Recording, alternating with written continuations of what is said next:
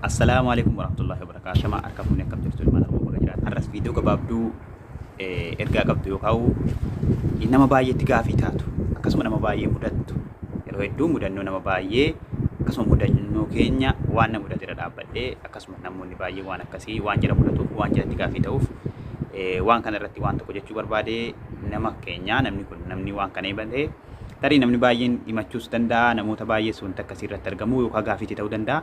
Mee har'a kan ustaaz takkaa kana irratti deebii kennaa. Ustaaz Mustafaa ni beektan biyya Saudii keessa ture. Hirmaattota baay'ee qabaa, hordoftoota baay'ee qabaa, waa hedduu hojjetaa ture karaa sooshaal miidiyaatiin jechuudha. Biyya galee haalli inni itti gales dhukkubsataa ture ni beektan jedhee yaada. Mee waan jedhuu fi gaafii qabu kana yeroo inni dhiyeeffatu dhaggeeffannee walitti deebinaa. Viidiyoo isaa kanaa dhaggeeffannaa. Gaafiin qabaa deebisaa. Dur yeroon Saudii jiru viidiyoon koo yeroon gadhiise nama baay'ee bira gaha. Takkatu nama bira gaha sheerii qaba. Erga dhukkubsadhee dhukkubsannaanuma bade moo isin hundarraa bade moo tiktookii Itoophiyaatu nama biraan gahu moo viidiyoo koo argaattan moo argaa hin jirtan nama 500 bakka yoo baay'ate kanatu laala kuma hanga xiqqootu gaha.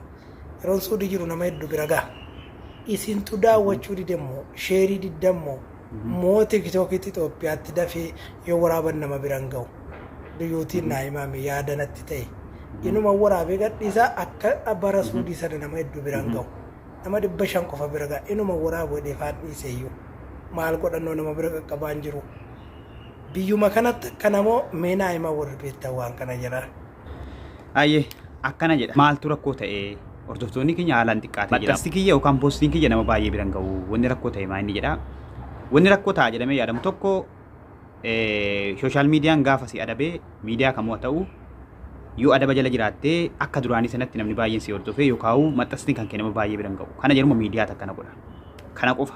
Kanarraa kana rakkoon nama keenyaa rakkoon guddaan hawaasa keenya keessa jiru yookaan nu mudataa jiru namni keenya gaafati bakka jiraatu tokkorraa bakka jijjiirratte gaafati miidiyaa jirtu tokkorraa miidiyaa jijjiirratte gaafati miidiyaa tokkorraa unguramtee miidiyaa birootiin gabbaate yookaan miidiyumti itti fayyadamtu sun si jalaa unguramee siif deebi'e yookaan waan dur waliin qabdan waan dur irratti wal jabeessitan waan irratti dur wal jaallattan waan dur irratti gammadanii si hordofan tokko sirraa dhaban yookaan immoo haalli ati jirtuu fi bakka ati jirtu akka durii sana bareedduu gaafa baate yookaan immoo ati kun nama yaada jijjiiree yaadni kan kee yaada biraa yaada namni fedhu baay'ee hin ta'in yaada nama gariitti hin tolle yoo ta'e akkasuma ati kun nama yeroo baay'ee rakkina himatu taate wanni tokko tokko si mudatu yoo jiraate namni si jalaa dhaabbata cal jedhee akka waan hin agarree si ilaala jechuudha. Kun hawaasa keenya irratti baay'inaan mul'achaa jira.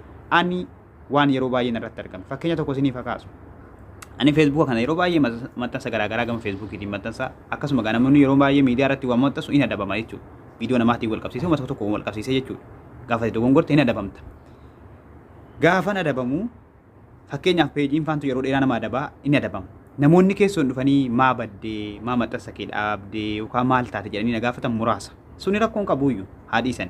Gaafuma nungura jalaa ba'ee maxxansa kiyyatti fufee miidiyaa kiyyatti fayyadamuu jammare warrummaan eegasii na jalaa sheer godhan warrummaan eegasii na hordofan warrummaan eegasii na beekan akka waan nan beenne akka waan poostiin kiyya biran geenyetti cal jedhanii na laalan. Maaliifi ani yeroof dhaabbadheen turre ani yeroo fi miidiyaan kiyya qabbanaa hin turre adeemsi kiyya qabbanaa hin turre ani yeroo fi mul'achuu dhiifne gaafan deebi'ee mul'achuu eegalu cal jedhanii akka nama nagarree akka nama quban qabne akka nama hin beeknee godhatan jechuudha.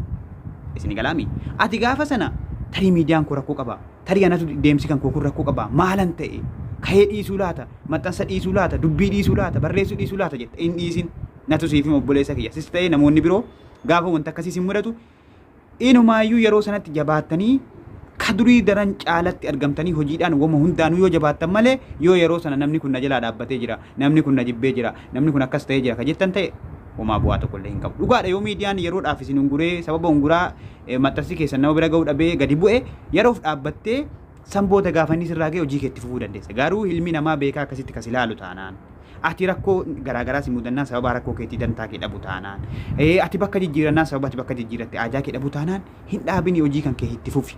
Kana jechuun hin beekana fakkeenyaaf yeroo inni akkas na godhe amala nama keenyaa waan beekuuf abalumaa sheerii godhuu dhabe abalumaaf hin dubbanne hawaasa bira gahan jiru kana ta'e hin jedhu maxxansuma kiyyatti fufa waan sila miidiyaa kiyya irratti godhu hin godha jechuudha. Dirqamanii gaafa ani hojiidhaan jabaadhee wanti ani akka duriitti hojjedhee hirmaattonni na jala deemu sun gonaan godhee argame ofiin na jala deebi'anii akka durii daran isa durii caala argamanii dhufanii si jala deebi'an jechuudha. Atis yeroo kanatti amma ustaas maxxansa dhaabda, viidiyoo waraabuu dhaabda, gorsa dhaabda, beekumsa qabdurraa nama qooduu dhaabda osoo hin taane jabaattee itti fufte taanaan haara'uuftillee hin dhufa warri si jalaa dhaabbatillee si jala hiriiruu eegalaa jechuudha. Kana gaa yeroo baay'ee waan walitti himnuu qabnu namni gaafate rakkatte gaafa miidiyaan kee faas jalaa bade jechuudha. Yeroo ati miidiyaa haaraa banattee gabbaatu wallaahi warruma eeggatti jalaa sheer godhu sheer siin godhu sheer sii godhuu dhiisi siin firoonfatu. Anama fakkeenyaaf tokko kana haaraa gama feesbuukaatiin aadii ergataa oolu guyyaarra nama 100 meeqa ka ordofee immoo filoora godhatee ordofu 1,200 minimum 200 yoo ta'u gamaa gamana ta'e lama ta'e malee osoo tokko ta'e nama 200 oli asiin jechuudha. Namni 200 achiin ordofu sun yoo namni baay'een gama tokko jiraachuu baate namni 10,000 20,000 5,000 hin jiranii tokko kanarratti. Hin argamanii moo na arguu dhaban beekaati bakka sanaan na hordofaa jiruumi bakka kanaan anatu jara hordofuu barbaadu malee an jara hordofuun barbaada maaliif jara boodan jira waan ta'eef namni keenya gaafa ati isa caaltee argamtee hordoftootaan isa ta'u beekumsaan isa ta'u si jala deemuu eegala malee yeroo ati isa jala jirtutti nama ila xabiyaan nama keenya numarraa kaasee nama isa hordofu beekadha ilaal namni keenya miidiyaa kanarratti nama isa hordofu in hordofu nama saawulii hordofa jechuudha. Ati fakkeenyaaf miidiyaa irratti haalli rakkoosa ta'uu miidiyaan keessa haaraa ta'uu biyya saaraa ta'uu gaafa namaa gadi taate situ jara hordofa malee jarri sin hordofanuu jechuudha. Ati yeroo kana jabaattee maal godhuu qabda ree? Jabaattee hojii keetti fufuu akkasuma ol ta'uu cimuu jajjabaachuu dura bu'aa ta'uu qabda jechuudha. Gaafa dura bu'aa taate si jala deebi'anii si hordofanii jechuudha. Kanaaf wanni kun deebii sii ta'a jedhee yaada ustaas. Egaa amma naa bareeda jirtanii dhiisa namoonni baay'een miidiyaa kanarratti hin beekamu hin hordofamu sappoortii godhamu hin jabeeffamu hundaan jala jiramu gaafa jarri biyyatti gadi bu'an haalli jireenyaatis haalli intarneetaatis waa hedduutu jira rakkisa waan ta'eef achumaan dagatamanii jechuudha. Kun amala nama keenyaati. Silaa ammoo wanni akkasii ta'uu hin qabu. Nama kana duraan hordofaan ture hordofuu hin qaba. Nama kana duraan jabeessaan ture jabeessuu hin qaba. Nama kana duraan wal firoonfataa wal jala turre firoonfachuu hin qaba. Jedhameeti silaa akkasitti beekamuu qabu. Inumaayyuu namni kan namni jaallatamuu qabu jabeeffamuu qabu beeksifamuu qabu gaafa inni rakkate gaafa inni biyya jijjiirate gaafa inni miidiyaa jijjiirate gaafa inni waan tokkoof haaraa ta'e jabaadhu hin barta. Ka durii caala jabaattee ta'uu qabda hin jabaatta. Ka durii caala caaltee argamuu qabda haala kana godhi.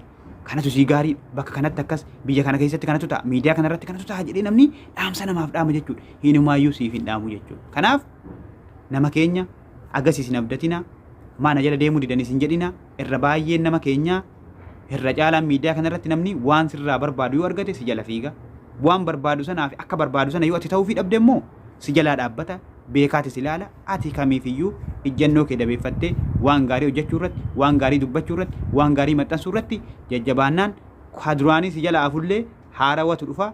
Kanaafuu haala kanaan jajjabaadhaa namni kun ergaan kun nama kana qofaaf deebii ta'a osoo hin taane namoota akkasii namoota wanni akkasii sin mudatu namoota wanti akkasii gaafii sinitti ta'u tarii ammaaf gaafii sitti ta'uu dhiisuun mala ati sin agarta gaaf tokko yookaan biyya jijjiirrattee yookaan rakkoon tokko si mudate yookaan ammootu miidiyaan keessi jalaa bannaan yeroo itti agartu wallaa yeroo itti gaafii taatu jira yeroo lama sadii wanni akkasii na mudatee jiran gaafii natti ta'ee jira garuu anaaga tokko amala nama keenyaatis amala warra miidiyaa kanas hubadheera.